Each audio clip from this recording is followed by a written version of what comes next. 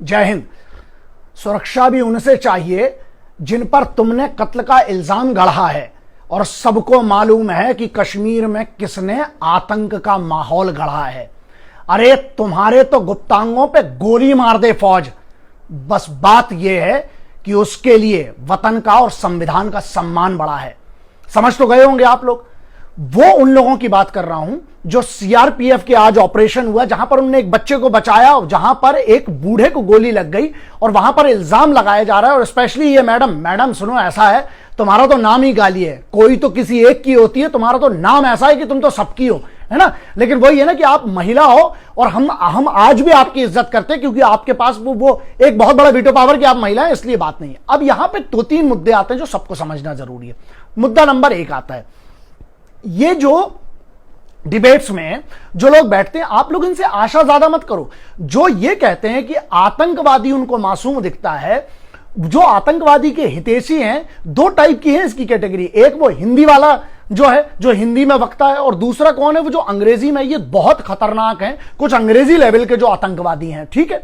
दूसरा इसमें एक पॉइंट ये आता है कि इनसे हम आशा ही क्यों करते हैं। मेरे लिए जो भी आदमी आतंकवादी को मासूम बताता है वो भांड है, चुरकट है, चिंधी चोर है, ठीक है। और इनकी जो हाईएस्ट कैटेगरी होती है वो होती है चिंधी चोर है साले ये, ठीक है। अब भाषा वो चाहे कोई भी बोले, बड़ा पॉलिश्ड बोले, चाहे कुछ भी बोले।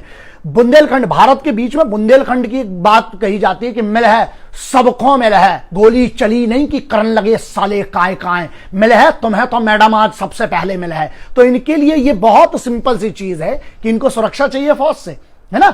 बदनामी ये फौज की कर रहे हैं, और तुम लोग सबको पता है कि किसके खानदान ने बर्बाद किया है देश को, ठीक है। अब यहां एक तीसरा एक बहुत मेजर पॉइंट आता है, वो ये है कि हम लोग जितने लोग हैं, हम लोग, है ना, हमें यह समझना पड़ेगा कि कौन सही कौन गलत ये बाद में होगा।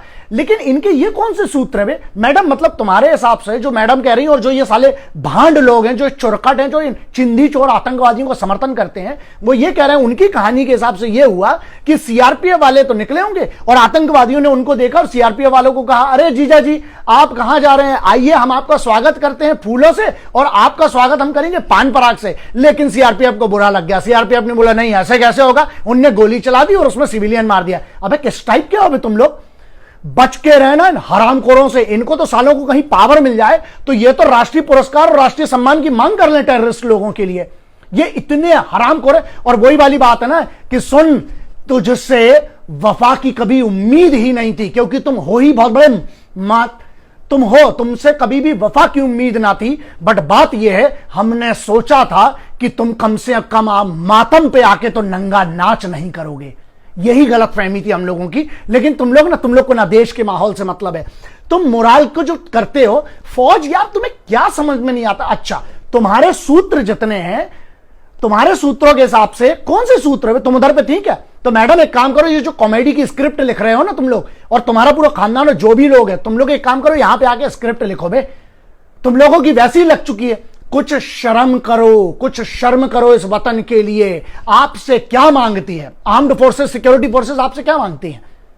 हाँ, कुछ नहीं मांग रही है, सिर्फ एक चीज एक्सपेक्टेशन है आपसे, और वो ये है कि कम से कम उनकी कुर्बानियों की इज्जत तो कीजिए आप। और यस, अगर वहां पर गोली गलती से, अच्छा, जब सिविलियन को बचाते बचाते फौजियों को गोली पड़ जाती है, तब आपका आंदोलन कभी नहीं होता है। तब तुम लोग ट्विटर पे नहीं आते हो बे। तब तुम्हारी अम्मा मर जाती है, उस दिन तुम्हारी मां की शादी हो रही होती है ना, तब क्यों नहीं आते हैं? और दूसरा देखो यार, बहुत सीधी सी बात है, कुत्ता जो होता है ना, वो आईने में देख के, कुत्ते के बारे में नहीं बोलूंगा, बहुत वफादार होता है यार। एक तुम लोगों को सलाह है कि अगर कुत्ता पाला हो तो ठीक है, नहीं है ना तो कुत्ते से एक चीज सीखो सालों, उस जानवर से सीखने वाली बात है वफादारी। वो अपने मालिक से वफादार होता है। तुम इस वतन के वफादार नहीं हो, तुम इधर की खाते हो। इसमें बहुत सारी चीजें, मैं बहुत कुछ बोल सकता हूं, लेकिन मैं अपना संयम नहीं खोना चाहता हूं इस बात के लिए। लेकिन आपको यह कहता हूं कि आपसे सिर्फ एक गुजारिश है कि आप वक्त निकालिए और कभी खुद मर जाइए साले, क्योंकि तुमसे बड़ा कोई बोझ नहीं है इस हिंदुस्तान में। जो भी व्यक्ति आतंकवादियों का समर्थन करता है, चाहे वो किसी भी पार्टी को, चाहे भी किसी भी दल का हो, चाहे वो किसी भी भाषा में, अंग्रेजी में बोले, हिंदी में बोले, मेरे लिए वो बहुत बड़ा चमनचू है और बहुत बड़ा हरामखोर है। और मैं मांग करता हूं, मुझे तो लगता है, बनी बात है, होगा नहीं होगा बात अलग है, लेकिन हमारे देश में ना एक एंटी चमनचू लॉ और एंटी ये जो बैठे हुए हैं चिंधी चोर लॉ बनना चाहिए। इसके अंतर्गत जो भी भारत की एकता, अखंडता और सिक्योरिटी फोर्सेस के मोराल को तोड़े और इनके गलत इल्जाम लगाए, और जैसे ही साबित होता है इन लोगों को ना कहां गोली पड़ना चाहिए वो आप लोग बहुत अच्छे से जानते हैं। लेकिन एक मुद्दा तो है, अगली बार याद रखना कि कौन वतन के साथ था